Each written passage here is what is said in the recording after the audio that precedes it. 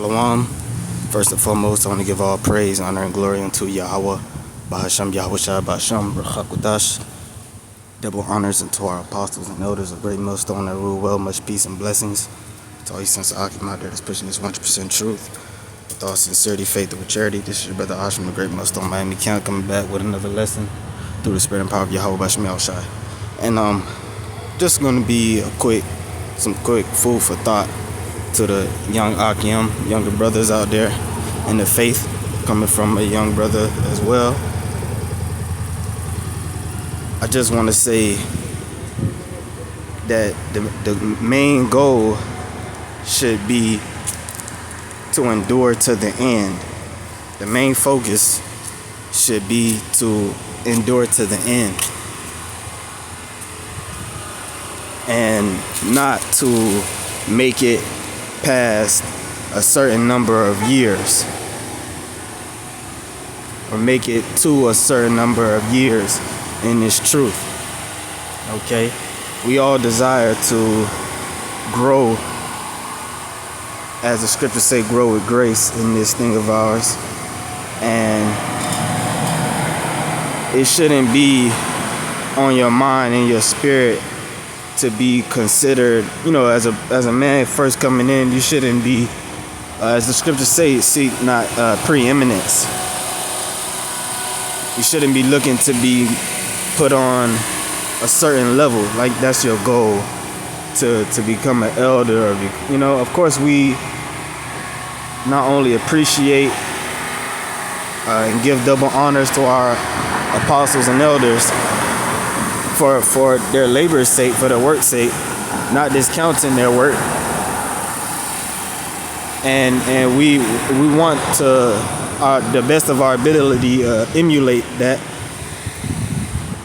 But even those men themselves will tell you that they're still focusing on enduring to the end. All right, like the Apostle Gabar always brings out, the most important thing about this truth is finishing. And even Apostle Tahar, being in this thing for, I believe, 35 years or more, he's always saying he hopes he make it. He prays he's one of the elect, because he doesn't know. And that's after that long. And then when you think about all the men that we read about in the scriptures, men that were born into the truth, going back to the ancient prophets and holy men, the kings, right? And we know about their shortcomings, different shortcomings. And even these men dealt with hope and with faith, not being proud, or they were raised in the truth. So as long as men were old, became old, certain, in the scriptures, men lived older, lived to 120 years and much more than that. And these men still dealt with faith and hope. Or even Moses, right? I forget how long he lived, but the scriptures say he was still in his full strength, and the Lord didn't allow him to go into the promised land. And he, I guess Moses is not the greatest example, because he did grow up as an Egyptian, right? But he lived in Pharaoh's house, we know that. But he knew he was an Israelite. So I ain't gonna say he always knew who he was. But the Pharaoh didn't know. It was a secret to Pharaoh. But let me just get this precept, right? This is Ecclesiastes chapter 7 and verse 8. Better is the end of a thing than the beginning thereof. So when you're focused on making it past a certain number of years in this truth, so that you can have some type of rank or authority, that's you being focused on the beginning of a thing, because you looking at it, well, I've been in this thing since such and such date. I've been in this thing for 5 years, 10 years, 12, 15 years. which I haven't been in this truth for that long. But even we have the greatest examples in the scriptures, and they still didn't think like that. They still was focused on enduring to the end. Okay. Again, better is the end of a thing than the beginning thereof, and the patient in spirit is better than the proud in spirit. So we have to be patient in this thing, right? Or the scriptures also say what? Salakia.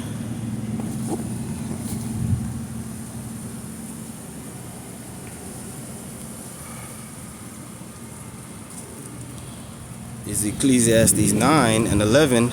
I returned and saw under the sun that the race is not to the swift, nor the battle to the strong, neither yet bread to the wise, nor yet riches to men of understanding, nor yet favor to men of skill, but time and chance happeneth to them all. So at the end of the day, you got to pray that you one of the elect. You have to pray that we are of the elect, and we have to pray the Lord gives us a spirit to endure to the end, because that's what's going to make you part of the elect. If you don't endure to the end, then you're not of the elect. So we have to pray to the Lord to give us that spirit to endure to the end, because we don't know. We haven't been tested to the level that we're going to be tested. And the scriptures also say, you could say it's like it's a two-part to it, because Yahushua did say, let me grab this, Revelation, I'll end up with this, Lord willing. Revelation 3, he did say in Revelation 3 and 9, no, 3 and, what was it again? Salakia. Oh, was it 2 and 9? Yeah, 2 and 9. Allah Yabashmal Shah, 1144. Revelation 2.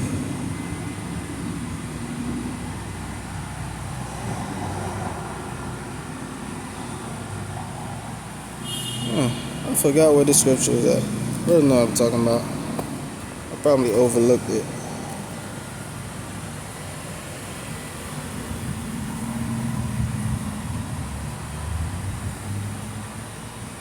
Our temptation.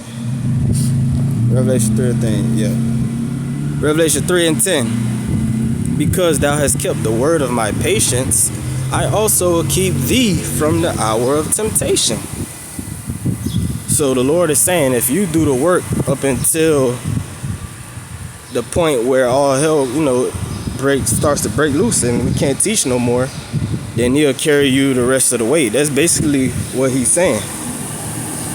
If you endure in this truth and you keep the testimony, which is the faith, the doing the work, because he's talking to the churches, he's talking to the men that's out here doing the work in the spirit. Because thou hast kept the word of my patience, meaning attended carefully to it, tyreo, that word for kept in the Greek, I also will keep thee from the hour of temptation. How you gonna keep us from the hour of temptation? Is he gonna rapture us like these so-called Christians believe? No. The rapture is gonna happen at the end before the missiles drop. And as the Lord said, the righteous shall scarcely be saved. So we're gonna get beamed up right before the missiles drop, as the missiles is dropping. At the very end, that's what the Lord means, endure to the end. Right? Or whatever your end might be, because some brothers gonna be put in the guillotine, we know.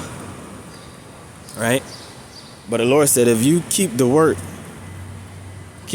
and do the work until basically you can't do the work no more, he's gonna give you that spirit to actually endure Jacob's trouble.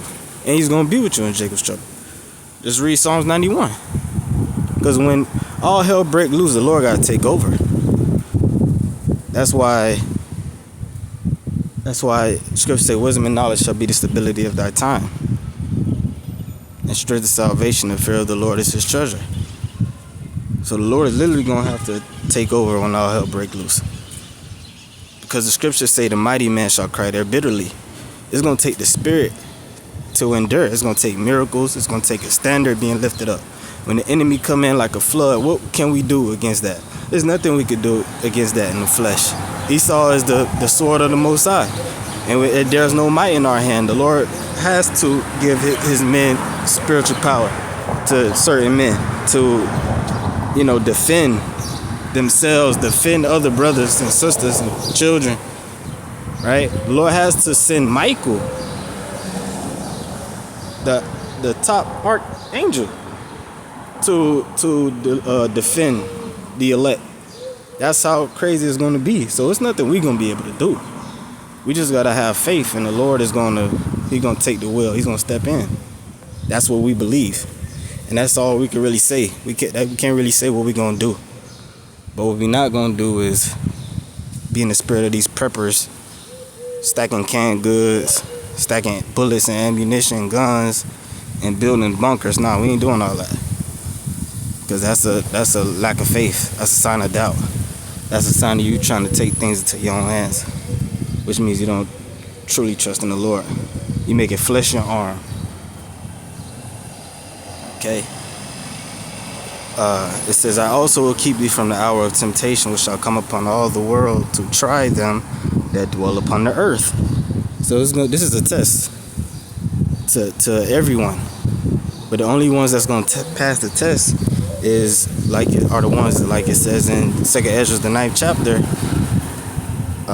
And they that shall be able to escape by their faith and works shall be preserved from the said perils, and shall basically they're going to be kept. So it starts now. How you judge and how your what you're going to do when these things come is already set in motion by what you're doing right now. You see? So when the shit really hit the fan, it's going to be too late to try to call upon God. Okay? And the Lord may have mercy on certain individuals leading up to the destruction.